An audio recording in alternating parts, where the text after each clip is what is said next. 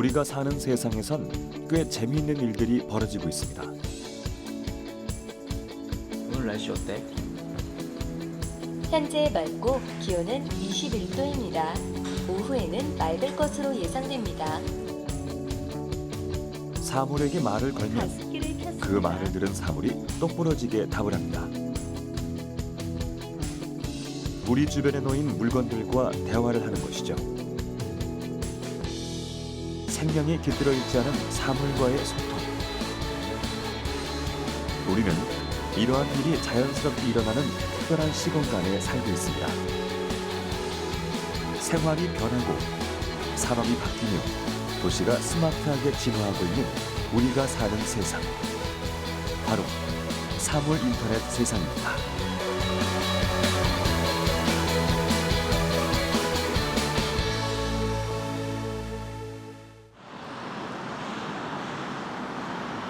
거리를 오가는 사람들 대부분은 손에 휴대폰을 들고 있습니다. 음악을 듣기도 하고 드라마나 영화를 보기도 하며 게임을 하기도 하죠. 하나의 기기로 여러 가지 일을 할 수 있기에 사람들의 손에선 스마트폰이 잠시도 떨어지지 않습니다. 마치 몸의 일부분처럼 말이죠. 이미 사람들이 스마트폰을 일상 속에서 자연스럽고도 능숙하게 사용한다는 건 포스트 스마트폰 시대가 도래했다는 것을 의미합니다. 그리고 이러한 시대의 흐름은 사물 인터넷 시장의 밑거름이 됐습니다. 사물 인터넷은 인터넷의 확장이라고 생각을 하거든요. 그래서 이미 그 스마트폰도 사물이거든요. 그래서 스마트폰도 사물이고 우리 TV도 보면은 인터넷에 연결돼 가지고 우리 그 방송을 보지 않습니까? 그래서 이미 사물 인터넷 세상은 시작이 이제 되었거든요. 인터넷은 컴퓨터가 서로 연결되는 것이 인터넷이었습니다. 그래서 컴퓨터를 사용하는 사람이 그것이 스마트폰이 되고 PC가 돼서 우리가 전자상거래가 돼서 그동안 그 멀리 있는 사람과 소통을 실시간 할 수 없었던 그런 것들이 가능한 것이 이제 인터넷, 모바일 인터넷, 스마트폰이었는데 사물 인터넷이란 네트워크가 연결된 환경에서 사물들이 실시간 데이터를 주고받는 기술을 말합니다. 사물과 사물이 대화를 나누듯 소통하는 것이죠. 살아있는 하나의 생명체처럼 사물은 스스로 정보를 수집하고 행동을 결정합니다. 이전의 경우 어떤 기기를 작동시키거나 제어하기 위해 사람이 손으로 만져야 했다면 사물 인터넷 환경에선 이 과정이 생략됩니다. 그럴 필요가 없어진 것이죠. 이제는 그 사람과 사람이 연결되는 것이 아니라 사물끼리 연결되면 더 좋지 않겠는가. 예를 들면 멀리 있는 주차 공간이 내가 비었다는 걸 알려주고 또 쓰레기통이 내가 꽉 찼다는 걸 알려줄 수만 있다면 좀 더 편리한 그런 인간이 살 수 있는 세상이 될 것이다. 그런 면에서 사물 인터넷이 발전하고 있습니다.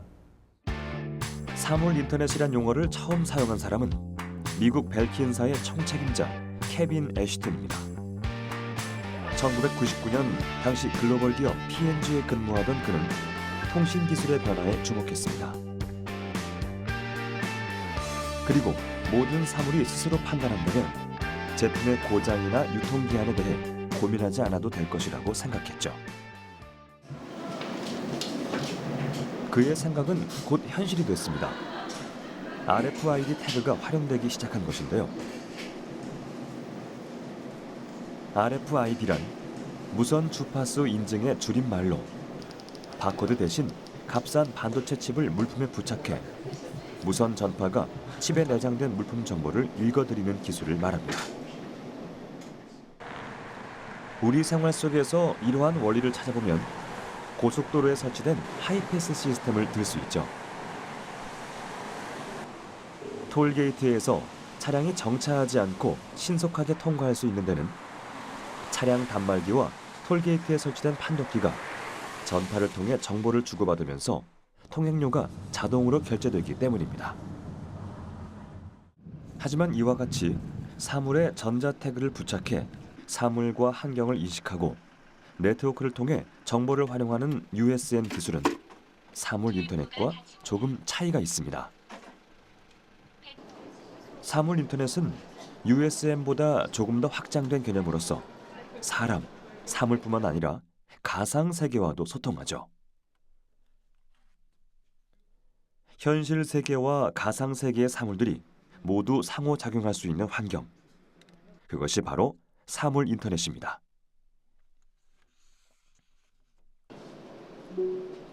미래를 사로잡을 이 기술은 조용히 그리고 빠르게 우리 생활 속에 자리 잡고 있습니다.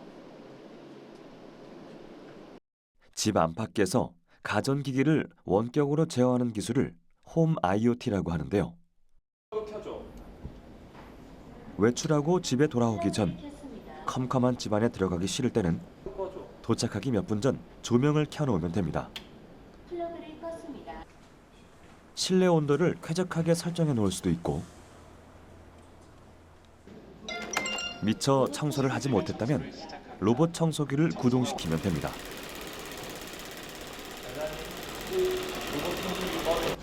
네, 실내 모드를 실행합니다.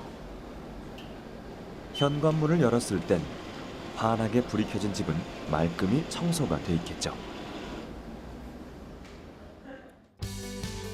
생활 공간을 구성하는 모든 기기들을 스마트폰 앱으로 제어한다는 건 사물 인터넷 환경에 놓여 있다는 걸 의미합니다. 스마트폰이 네트워크를 통해 집안의 기기들과 소통한 결과 이로 인한 서비스로 사람이 편리함을 누리는 것. 이것이 바로 사물 인터넷의 목적입니다. 그렇다면 눈에 보이지 않지만 그물망처럼 존재하는 사물 인터넷의 연결고리, 홈 IoT의 네트워크란 무엇일까요? 대표적인 기술을 꼽는다면 와이파이, 블루투스, 지그비, 지웨이브 등을 들 수 있습니다. 이들의 공통점은 근거리 무선 통신 기술이란 점인데요. 이더넷의 무선 버전인 와이어리스 랜과 무선 랜보다 작은 범위로 10m 이내의 전파 강도를 지닌 와이어리스 팬으로 나눌 수 있죠. 이와 같은 근거리 무선 통신 기술은 홈 IoT 분야에서 특히 제 역할을 톡톡히 하고 있습니다. 홈IoT에서는 무선 통신 기술 중에 보통 와이파이나 G웨이브 같은 경우를 현재 사용하고 있습니다. 일단 그 사유는 먼저 인터넷이 가장 많이 보급이 되면서 현재 집에 와이파이가 가장 보급이 많이 되어 있고 사람들도 스마트폰을 이용해서 가장 많이 사용하고 있고요. G웨이브 같은 경우에는 저전력으로 데이터를 전송하기에 현재는 가장 최적의 기술로 판정받고 있습니다. 최근 홈 IoT 분야에선 음성인식 허브를 통한 가전기기 원격 제어에 주목하고 있습니다. 이젠 스마트폰 대신 말 한마디로 사물과 소통할 수 있습니다. 오늘 날씨 어때? 오늘 최고 기온은 어제보다 1도 높은 22도, 최저 기온은 3도 낮은 9도가 되겠습니다. 인공지능 스피커의 등장은 홈 IoT 시장에 새로운 장을 열고 있는데요.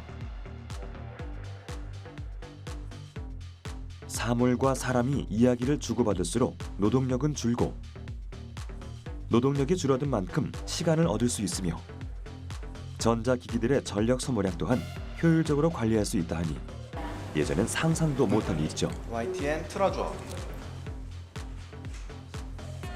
하지만 이러한 일은 사물 인터넷이 만들어내는 수많은 모습 중 일부일 뿐입니다. 현재는 편리성이나 에너지 절약, 안전 위주로 된 스마트홈 기술이었고 지금은 인공지능 기술이 집약된 지능형 스마트홈의 초기 단계라고 하면 향후에는 능동적 AI라고 얘기하는 인공지능 기술들이 좀 더 발전이 되고 이를 홈 로봇과 연결돼서 SF 영화에서나 보던 그런 장면들이 현실화될 수 있을 것으로 보입니다. 홈 IoT 환경에서 확인한 것처럼 사물 인터넷을 구현하기 위해선 세 가지 핵심 요소가 필요합니다.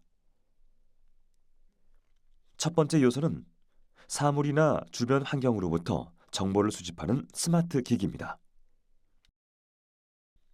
스마트 기기란 각종 센서와 네트워크 기능이 탑재된 장치로 스마트폰, 스마트 TV와 같은 가정용 전자기기나 웨어러블 기기, 드론, 자율주행 자동차 등을 대표적인 예로 들 수 있죠.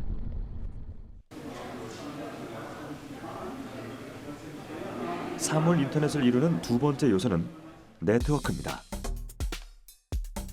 사물 인터넷의 유무선 통신 및 네트워크는 여러 종류가 있지만 최근엔 홈 IoT의 강세와 더불어 근거리 무선 통신 기술이 주목받고 있죠. 사물 인터넷의 핵심 조건, 그 마지막은 서비스 인터페이스 기술입니다. 사물 인터넷은 결국 사람에게 서비스를 제공하는 것에 목적이 있는데 응용 서비스를 연동하기 위한 인프라 등의 매개체를 서비스 인터페이스라고 합니다. 네트워크 플랫폼이나 클라우드 컴퓨팅, 빅데이터 분석 기술 등이 이에 해당됩니다. TV를 스마트폰으로 켜고 끄고 하지 않습니까? 그러면은 사실은 그 순간에 서비스를 받는 것이지 그런 어떤 상황이나 정보들은 다 날아가 버리잖아요. 그죠? 그래서 이런 누가 언제 TV를 끄고 켜고 왔다는 이런 사물들이 만드는 데이터가 중요합니다. 그래서 이런 데이터들을 가지고 서비스를 하는 게 궁극적으로 사물 인터넷이 가야 될 방향이고 또 핵심 기술이지 않나 생각이 됩니다. 사물들이 연결되어 정보를 주고받는다는 건 결국 사물을 이용하는 사람들의 행동과 생활 데이터가 축적된다는 것을 의미합니다. 그렇다면 사물을 통해 얻은 그 어마어마한 양의 정보는 어디로 가는 걸까요? 답은 인터넷에 연결된 가상의 공간, 클라우드입니다. 어떠한 정보를 개인의 컴퓨터나 스마트폰과 같은 기기에 저장하는 대신 인터넷에 연결된 저장 공간에 처리하는 기술, 클라우드 컴퓨팅은 사물 인터넷 환경에서 반드시 필요한 인프라죠. 클라우드에 모인 정보는 일명 빅데이터를 형성하는데요. 수치, 문자, 영상 등을 포함하는 빅데이터는 무작위로 수집된 대규모 데이터일 뿐이지만 어떻게 활용하느냐에 따라 그 가치가 달라집니다. 좀 예를 들어 보자면 저희 쪽에서는 통화 내역 데이터들을 저장을 하기 때문에 그런 것들을 이용을 해서 유동인구 분석을 하게 됩니다. 그러면 유동인구 분석을 통해서 또 다른 이제 자산을 만들 수가 있는데 그 자산 중에 하나가 뭐 관광을 분석한다거나 또는 상권을 분석한다거나 뭐 이런 쪽에 이제 여러 가지 데이터들을 다시 재생산해낼 수가 있고요. 그런 것들을 소비자한테 제공을 해서 의사결정 수단으로서 데이터를 제공하는 역할을 할 수가 있겠습니다. 구글은 독감과 관련된 검색어 빈도를 분석해 독감 유행 지역을 예측하는 독감 동향 서비스를 개발했습니다. 이는 미 질병통제예방센터보다 예측력이 뛰어난 것으로 밝혀졌죠.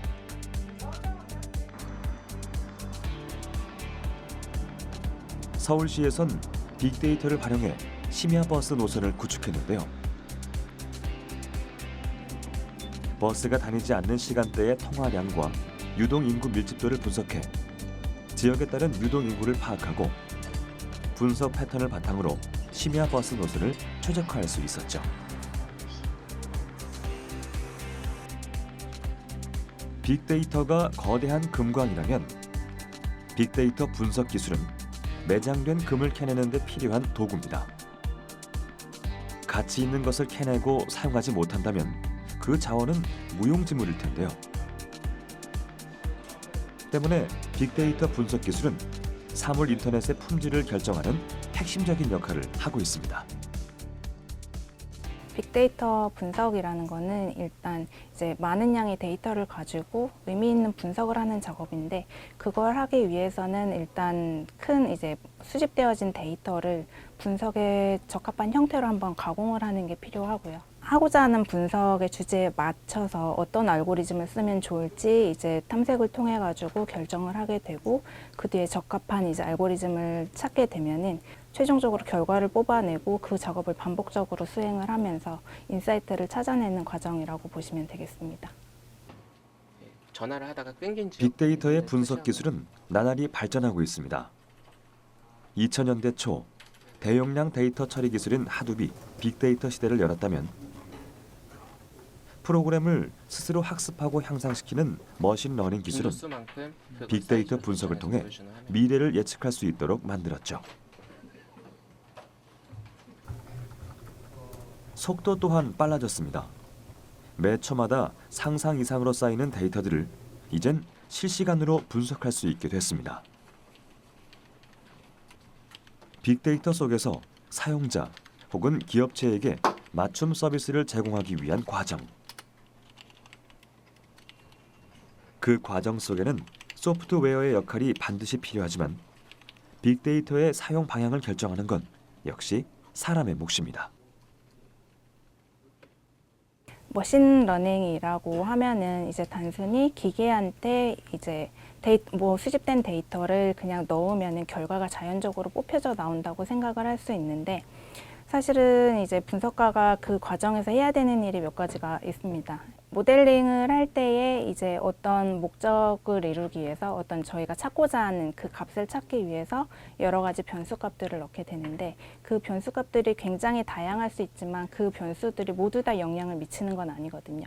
분석가들이 이론적으로 가지고 있는 지식을 동원을 해서 이런 식으로 이제 데이터가 이런 분포를 띌 때에는 이렇게 넣어주고 그런 것들을 조절할 수가 있습니다. 사물 인터넷의 확산이 가장 혁신적으로 영향력을 끼치는 분야는 산업입니다. 산업 현장에서 사용되는 기기들이 네트워크를 통해 실시간으로 데이터를 주고받는 기술을 산업 인터넷이라고 부르는데요.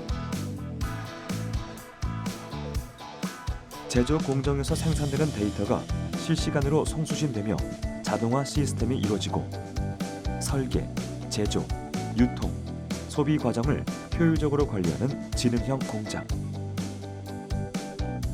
스마트 팩토리는 편리성, 효율성, 안정성, 그리고 생산성을 높이는 데 그 목적이 있습니다.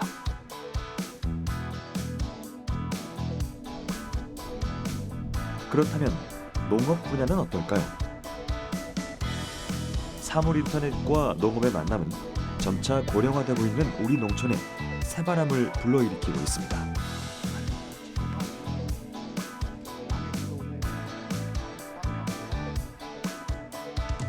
하우스 안에서 결실을 맺고 있는 작물들. 작물이 건강하게 잘 자라기 위해선 해당 작물에 맞는 온도와 습도, 토양 상태가 균형을 이뤄야 하는데요. 하우스 재배의 경우 사람이 일일이 환경 조건을 만들어주거나 기기들을 조작해야 했죠. 하지만 사물 인터넷이 구축된 농장에선 네트워크가 작물을 보살피는 일종의 도구입니다. 가장 편리했던 거는 언제 어디서든지 그 제어가 가능하기 때문에 그 즉각 반응이라고 하죠. 예를 들어 갑자기 돌풍이 불었다. 평상시 같으면 열려있기 때문에 작물이 뭐 흔들려 가지고 이 작업을 안 하면은 손해가 날 수 있는데 바로바로 그때 대패를 함으로써 최적의 생물 환경 제어가 가능했던 그런 부분이 있다고 봐요. 스마트팜이란 네트워크를 기반으로 지능화된 농업 생산 시스템을 말하는데요.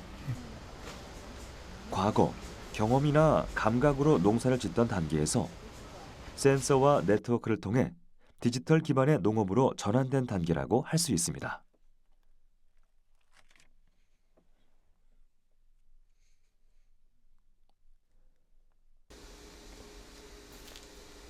스마트팜에선 불시에 변하는 기상 상태를 대비해 관리자가 하루 종일 농장에 상주할 필요가 없습니다. 농장의 24시간은 실시간 모니터링 되기 때문인데요.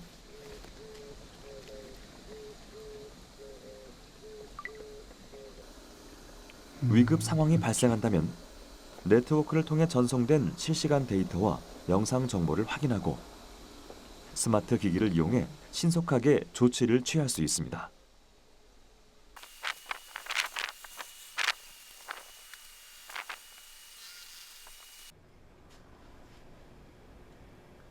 재배 과정부터 생산까지 작물을 보다 효율적으로 관리하고 이를 조건별 데이터로 만들어 다음의 농사에 반영할 수 있다는 건 스마트 팜이 있기에 가능한 일입니다. 갑자기 하우스 온도가 올라가가지고 저한테 이제 문자로 메시지가 왔어요. 고온 떨어졌다고. 그래서 바로 그 대처했던 그런 상황인데 이런 그 대처 능력도 만약에 이 스마트팜이었기 때문에 제가 가깝게 있지 않았는데도 이게 처리를 할 수 있던 이런 경우가 굉장히 유용했고요. 또 이런 위험한 부분들도 다른 데이터가 축적됨으로써 다른 농가들한테도 혹시 이런 경우에서 바로바로 대처하고 그게 농가 소득에 향상될 수 있는 그런 좋은 여건이라고 생각합니다.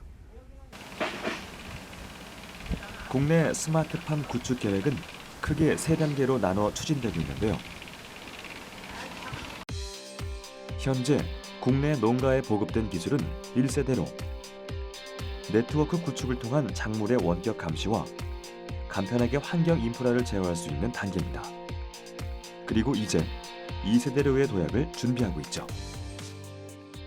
1세대 스마트팜은 사실 그 농민들의 그런 어떤 농작업의 편의성 향상을 목적으로 이렇게 개발이 됐지만은 편리하게 농작업 환경들을 갖다가 제어하거나 조절할 수 있게 됨을 해가지고 쉽게 우리가 농작업 환경을 이전보다는 더 정밀하게 이렇게 관리할 수가 있게 됐어요. 그래서 이런 그 1세대의 어떤 그 스마트팜 기술들을 통해서 생산량 같은 경우에는 뭐 작물별로 조금 차이는 있을 수가 있습니다만은 이런 토마토 같은 경우에는 약 40% 이상 증가된 경우들도 많이 있고 또 딸기 같은 경우에는 뭐 소득이 한 20% 이상 이렇게 증가된 이런 사례들도 많이 있습니다.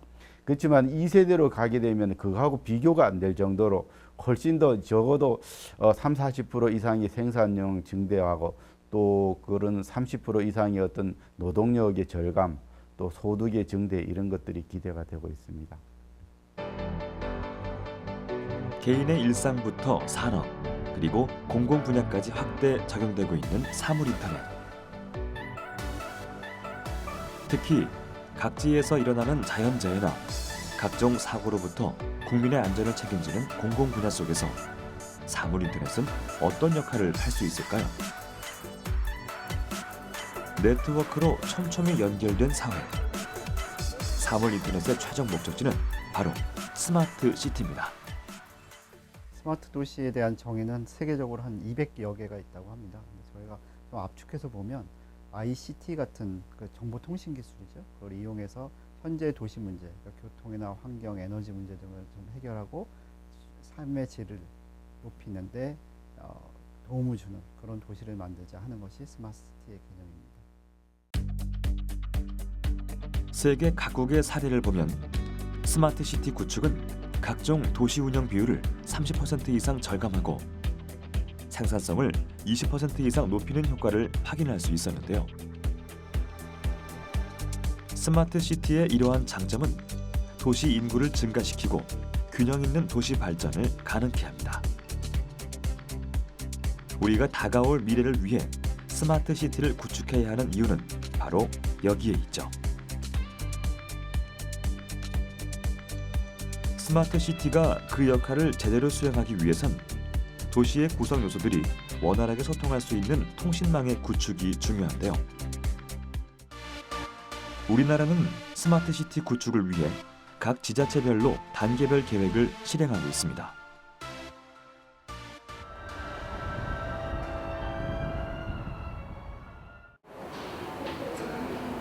경기도 안양시에 구축돼 있는 유통합 상황실. 이곳에선 안양시에 설치된 교통 및 방제용 CCTV와 방범용 CCTV를 통합 관리하고 있는데요. 도시 전역, 구석구석까지 살펴볼 수 있는 4,700여 개의 눈이 우범 지역이나 교통 상황을 감시하고 산불, 하천의 범람과 같은 자연재해에도 곧장 대처할 수 있도록 주시하고 있죠.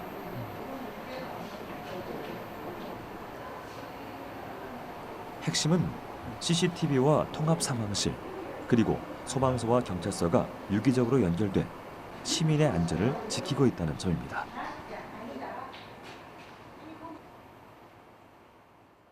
각각 사용 목적에 맞는 CCTV는 많습니다. 뭐 교통 CCTV, 방범 CCTV, 불법 주정차 CCTV, 재난재해 감시 CCTV.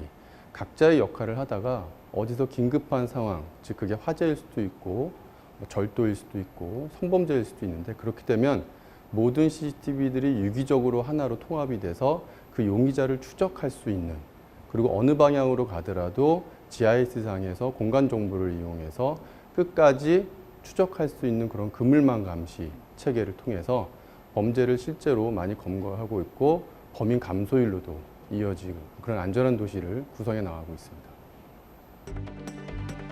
만약 어두운 밤거리를 혼자 걸을 때 낯선 사람이 뒤따라온다면 누구나 두려움이 엄습해 올 것입니다.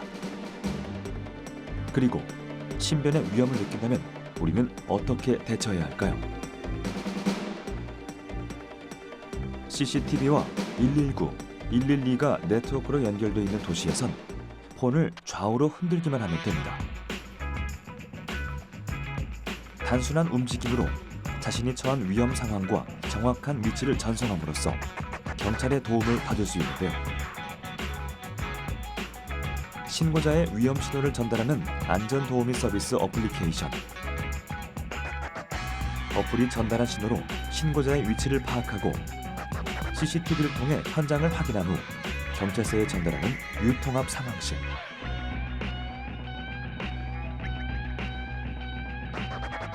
그리고 현장으로 출동하는 경찰관이 상황실이 제공하는 정보를 실시간으로 공유하기에 가능한 일입니다.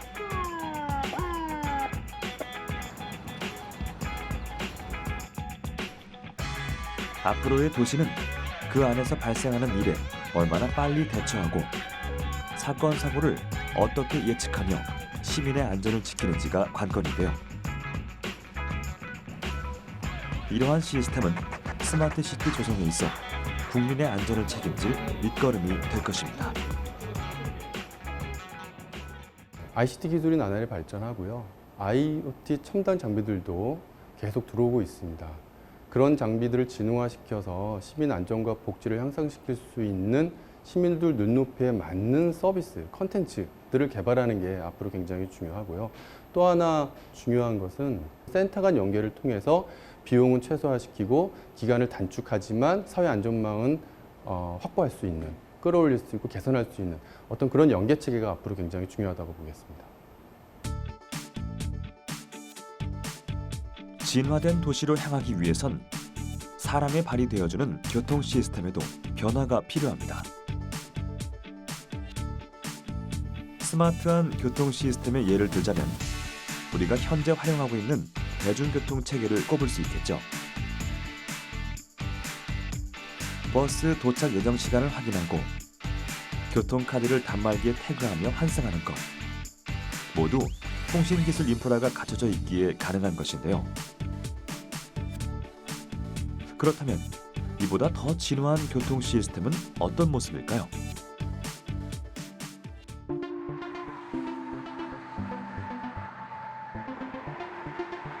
지금 달리는 이 도로 위에 그 해답이 있습니다. CITS, 차세대 지능형 교통 시스템의 약자인데요. 차량과 교통시설물이 실시간으로 정보를 주고받아 운전 시 발생할 수 있는 사고 상황을 줄여주는 첨단 교통안전 시스템입니다. 그리고 이러한 CITS 기술은 스마트 시티의 모든 도로에 구축될 계획입니다. 그 하나의 교통카드로 모든 교통수단이 다 연계되는 그런 시스템부터 시작해서 교통 안내라든가 또 그런 거 있고, 또 ITS라고 해서 이제 인텔리전트 트랜스포트 시스템 해서 신호등이 연계해서 이제 켜지거나 꺼지거나 이런 것들, 그러면 좌회전 차로 같은 것도 이제 신호등을 주는데 거기에 이제 큐가 없으면 신호가 안 켜지고 큐가 어느 정도 되면 이제 좌회전 차량을 줘서 좀 교통의 흐름을 좋게 한다든가, 또는 저희가 어디가 가장 가까운 길인지 막히는 것을 알려주고 뭐 이런 시스템이 교통 부분에 있고. 세종특별자치시는 스마트 시티의 중추 역할을 하는 차세대 교통체계 구축에 한창입니다.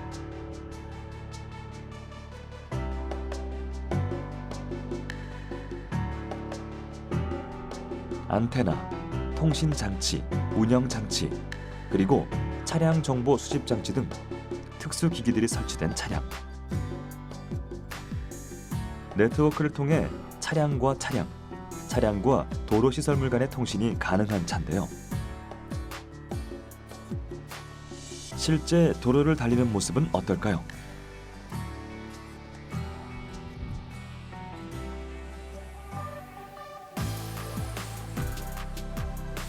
전방에 어린이 통학버스를 감지하면 차량 내 단말기에 경고 메시지가 뜨는데요.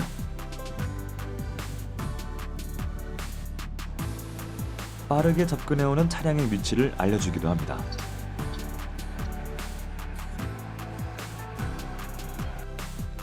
시야에 들어오지 않는 차량들의 움직임과 속도를 미리 알고 대처할 수 있는 건 자동차끼리 서로 소통하기 때문인데요. 이뿐만 아니라 차량과 도로가 정보를 주고받으며 도로 위의 낙하물, 야생동물 등의 위치 정보를 운전자에게 알려주기도 합니다. 빠르고 정확한 알림으로 운전자가 위험에 대처하도록 해 사고 발생을 줄여주는 첨단 교통 시스템. 그 중심에는 차량의 신호를 전송해주는 교통정보센터가 있습니다. 이곳 CITS 운영실에선 스마트 차량에 필요한 맞춤 교통 정보를 전송해주는 일이 이루어지고 있는데요. 도로에 차량용 고속 무선 통신, 돌발 상황 검지기, 보행자 검지기 등 도로 인프라와 차량이 서로 연결돼 있기에 가능한 일이겠죠. 네, 이 화면은 보행자 검지기로서 교통정보센터는 스마트 차량의 주행 정보를 수집해 데이터화합니다. 이를 통해 사고 위험 구간이나 보행자가 많이 오가는 도로 정보를 파악한다면 더욱 안전한 도로 시스템의 구축이 가능해질 것입니다. 각종 센서를 통해 도로 상황을 스스로 파악하고 주행하는 자율주행차 기술은 CITS에서 제공하는 주변 차량의 주행 상태 정보와 도로상의 위험 정보를 활용하여 보다 정확한 도로 상황을 파악할 수 있게 되고 더욱 안전한 자율주행이 가능해집니다.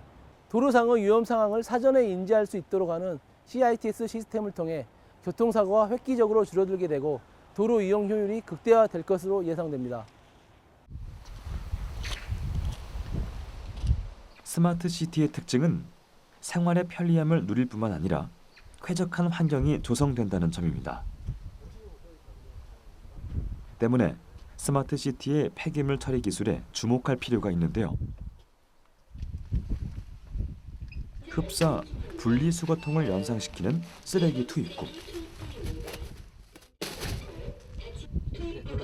종량제 봉투에 담은 쓰레기를 넣고 덮개를 닫으면 공기 흡입 장치가 작동됩니다.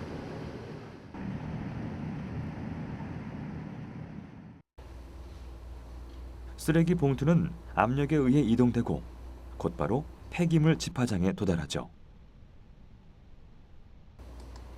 쓰레기 운반 차량의 수거를 기다리지 않고 지하에 매설된 배관을 통해 쓰레기를 중앙 처리장으로 반출하는 폐기물 자동 처리 시스템입니다.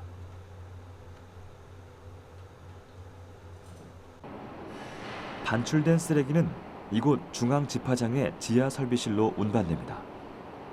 폐기물 처리가 이루어지는 곳이죠. 악취나 유해 물질이 발생하는 일반 폐기물 처리장과는 달리 탈취 장비를 구축해 도시 환경을 쾌적하게 유지할 수 있도록 설계했습니다. 원심 분리 장치를 통해 분리된 폐기물은 압축 과정을 거쳐 소각장과 재활용장으로 반출되고 진공 흡입 장치를 통해 따로 분리된 공기는 정화 처리 과정을 거쳐 다시 대기로 배출됩니다. 환경을 쾌적하게 만들고 나아가 자원의 순환 시스템을 구축해가는 도시, 스마트 시티. 그곳에선 에너지를 직접 생산할 수도 있습니다.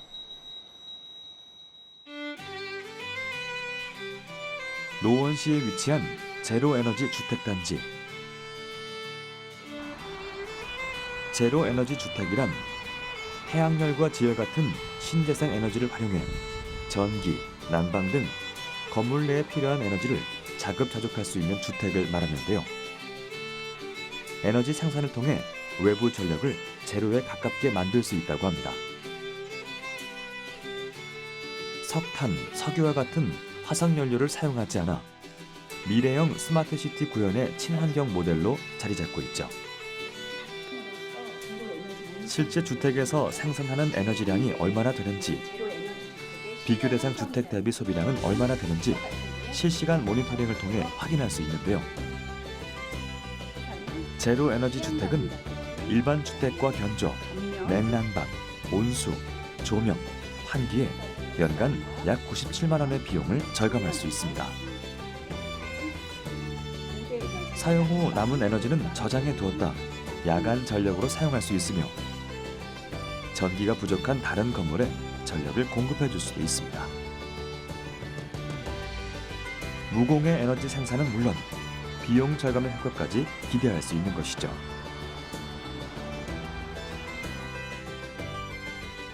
지금도 자신들만의 언어로 대화하는 사물 인터넷은 도시 곳곳에 혈관처럼 퍼져 도시를 변화시키고 있습니다. 우리나라도 한 2008년부터 유비쿼터스 도시라는 것도 했었고요. 그래서 뭐 뒤처지진 않았는데 저희보다 이제 후발주자들이 지금은 또 많이 앞서 있다고 합니다. 그래서 주로 유럽 국가들이 많이 하고 있고요. 그래서 네덜란드의 암스테르담이라든가 핀란드의 칼라사타마 여기는 조금 주민주도형으로 해서 새로운 기술을 이제 접목하는 쪽으로 많이 가고 있고요. 그리고 스페인의 바르셀로나 같은 데가 매년 이제 엑스포를 하면서 스마트 도시의 메카처럼 돼가고 있습니다. 우리나라 스마트 시티 사업은 2003년 스마트 시티의 전신이라 할 수 있는 UCT 사업으로 시작됐습니다. 2000년부터 빠르게 확산된 정보통신망과 신도시 공간을 결합하는 형태로 진행됐는데요. UCT는 전국적으로 약 70여 곳에 이릅니다. 사물 인터넷과 도시의 만남. 스마트 시티에서 네트워크의 연결이 선사하는 편리함을 체감할 수 있는 날은 우리의 예상보다 빠르게 다가올 것입니다. 우리나라에서는 지금 그 두 가지 방향으로 좀 해보려고 하는 건데요. 하나는 이제 새로운 시범도시를 만들어서 신도시 모델을 하나 만들어 보는 거하고 또 도시재생 사업에 연결해서 기존 도시에 들어갈 수 있는 모델을 만들어 보려고 하고 있습니다. 아무래도 시민 체감형이라고 자꾸 얘기하는 게 우리가 요구하는 것들에 대한 이제 기술적인 발전이 있어야 되거든요. 그런 쪽에 좀 더 초점을 맞추면 좀 더 수월해지지 않을까라는 생각이 듭니다. 지금까지 우리는 사물 인터넷이 개인과 산업 그리고 도시에 미칠 영향력에 대해 살펴봤습니다. 사물 인터넷의 가치는 분명 4차 산업혁명의 중심에 자리 잡고 있는데요. 우리가 안정적으로 사물 인터넷의 혜택을 누리기 위해선 몇 가지 해결해야 할 요소가 있습니다. 바로 보안 문제입니다. 사물과 사물이 통신망을 통해 대화하는 사물 인터넷은 늘 해킹의 위험에 놓여 있습니다. 통신망에 연결된 스마트 기기들은 각각의 보안 시스템을 갖춰야 하지만 작은 사물 하나하나에 보안 기술을 구축하지 못하고 있는 것이 지금의 실정이죠. 연결된 사물이 늘어날수록 또 그 사물의 보안 수준이 낮을수록 해커들의 침입 경로가 더 많아질 수밖에 없습니다. 실제로 전 세계에서 발생한 75만여 건의 피싱과 스팸 메일이 TV나 냉장고와 같은 가전제품 해킹으로 일어났다고 하는데요. 이를 해결하기 위해 통신망 업체는 보안 업체와 제휴해 보안을 강화하고 있으며 정부에서는 보안과 관련된 법적 제도를 마련하고 있습니다. 기본적으로 이제 그 인터넷 보안 기술들이 적용이 되고요.